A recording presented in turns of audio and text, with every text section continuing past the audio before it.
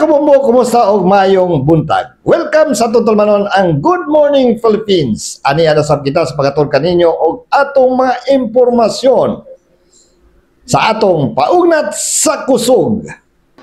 Usa na sab ka makasaysayan nga kalihukan ning atong paghimuon diri mismo sa atong pinanggang dakbayan sa Inal Santos. Karong Oktubre 25 hangtod sa 31 mohos na sab ang dakbayan og Batang Pinoy 2025. Kapin sa 21,000 ka batang atleta gikan sa naglaing rehiyon sa Pilipinas ang mutambong og moapil sa dula. Magpakita sa ilang abilidad, determinasyon og husay isip mga bag-ong bayani sa sports. Apan unsa may giandam sa dakbayan alang niini. Sugdan nato ang istorya sa likod sa kalampusan. Nining mangdako nga hintungdanong event, 1541 ka mga kapulisan ang ipakatap sa tibuok syudad gikan sa mga playing venues, billeting schools, hangtod na sa mga pribadong gipuy-an sa mga bisita. Ang pagdeploy sa kapulisan nakapokus sa kaluwasan sa tanang atleta o partisipante.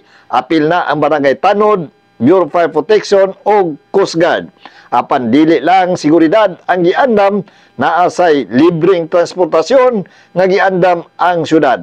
43 ka mga modernong jeepneys ang mutuyok sa tulo ka loops aron dali ra ang biyahe sa mga atleta o delegado. Gusto sa syudad nga sayon og kombinyente ang ilang paglihok busa hatagan sila og libreng sakay, walay bayad, walay hasol. Sa bahin sa Karimsog, 200 ka mga health workers, apil na ang mga doktor, nurses, midwives o barangay health workers, andam na nga mutabang kung adunay emerensya. Gipahugtan ang medical response team aron sigurado nga safe ang tanang partisipante.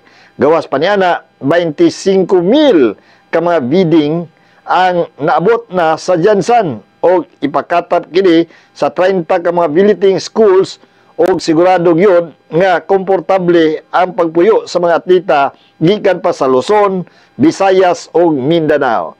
Pero ang labing makapadasig ang panagiusa sa lokal nga liderato o komunidad. Si Mayor Lorely Geronimo Pacquiao, kauban ang opisyal sa syudad, kapulisan, kasundaluhan o ubang pang ahensya, nagpasiugda og mga meeting matag semana aron siguradohon ang mga kaandam sa tanan. Gikan sa opening ceremonies hangtod na sa pinaka-ugos nga detalye. Walay ginagmay, tanan importante. Ang Batang Pinoy dili lang dula usa kini ka plataporma para sa damgo sa kabatan-unan. Sumala pa sa mayor.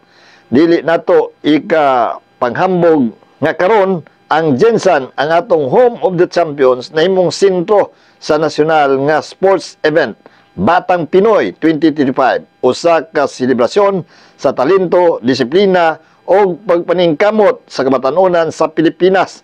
Unasa pagablihan kini sa dakong parada karong umaabot nga Oktubre 25 adlaw nga Sabado alas 4 sa hapon.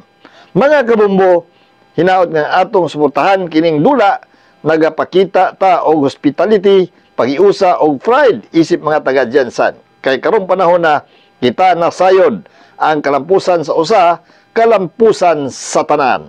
Mga kabombo, mo kanang atong mabalitang impormasyon nga matod kaninyo karong adlaw. Kini lamang ang inyong kabombo Jojo Bacalano para sa number 1 and most trusted source of news and information. Basta Radio Bombo. Good morning, Philippines.